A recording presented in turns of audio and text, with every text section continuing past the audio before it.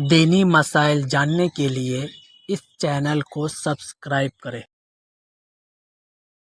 ایصال ثواب کرنے کا طریقہ کیا ہے؟ کس طرح ایصال ثواب کیا جاتا ہے؟ کسی کے مرنے کے بعد اس کے لیے کس طرح ثواب پہنچایا جا سکتا ہے جسے ایصال ثواب کہتے ہیں؟ یہ ہم لوگ علماء کرام کے بیان سے دیکھیں گے۔ دلیل کے طور پر مسائل رفعت قاسمی کے بہت سارے پیج پر 117، 136، 137، 138 پر طرح طرح کی باتیں اس کے متعلق لکھے ہوئے ہیں۔ چلیے ویڈیو کی طرف دیکھتے ہیں۔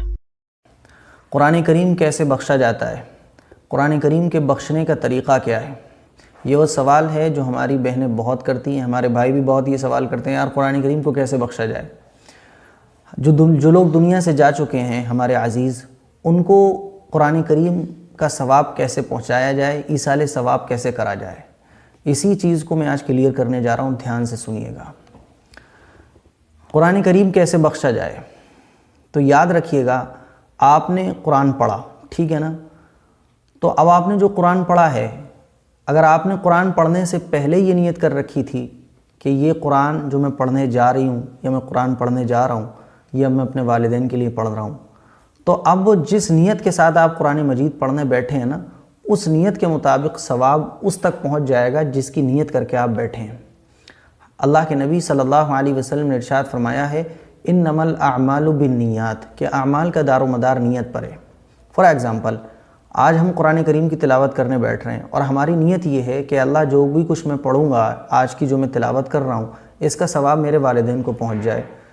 تو اب قرآن کریم کی تلاوت کرنے کے بعد آپ اس کو زبان سے کہیں نہ کہیں، لیکن چونکہ آپ نیت کر کے یہ بیٹھے تھے کہ میں آج جو بھی کچھ پڑھ رہا ہوں اس کا ثواب میرے والدین کو پہنچ جائے، والدین کو ثواب پہنچ جائے گا۔ آپ پڑھتے جا رہے ہیں، والدین کو ثواب پہنچتا جا رہا ہے، ٹھیک ہے؟ اس شکل کو اچھے طریقے سے سمجھ لیں کہ ہم قرآن مجید پڑھنے بیٹھے اور اس نیت سے پڑھنے بیٹھے کہ یہ جو کچھ بھی میں پڑھ رہا ہوں اس کا ثواب میرے والدین کو پہنچے، یہ دل میں ہماری نیت تھی۔ اب ہم پڑھتے جا رہے ہیں، ثواب والدین کو پہنچتا جا رہا ہے۔ اب تلاوت پوری ہونے کے بعد ہم یہ کہیں نہ کہیں زبان سے ہم یہ کہہ دیں کہ اللہ جو کچھ ہم نے پڑھا ہے اس کا ثواب ہمارے والدین کو پہنچ جائے، تب بھی ٹھیک ہے۔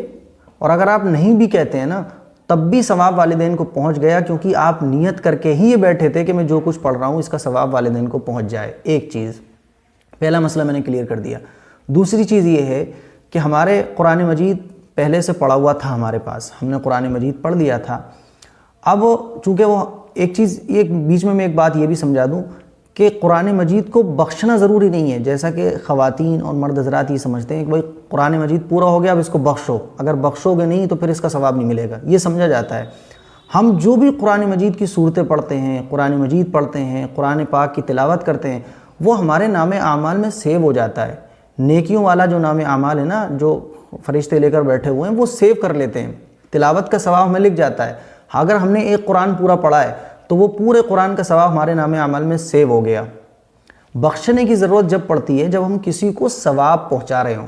فار ایگزامپل، ہم نے پورا قرآن مجید پڑھ لیا، اب کسی کا انتقال ہو گیا ہمارے عزیزوں میں، اب ہم ثواب پہنچانا چاہ رہے ہیں کہ یار ہم اپنے عزیز کو ثواب پہنچائیں۔ تو چونکہ ہمارا ایک قرآن مجید پڑھا ہوا ہمارے پاس ہے، کہتے ہیں نا کہ بھئی آپ کے کتنے پڑھے ہوئے پارے ہیں، آپ نے کتنا قرآن پڑھا ہوا ہے، تو کوئی کہتا ہے میری طرف سے 4 پاروں کا ثواب، میری طرف سے 5 پاروں کا ثواب۔ تو اب ہم نے پہلے سے قرآن مجید پڑھ رکھا ہے، تو اب ہم بخشنا چاہتے ہیں اس بھائی کو، اس بہن کو جو دنیا سے جا چکا ہے۔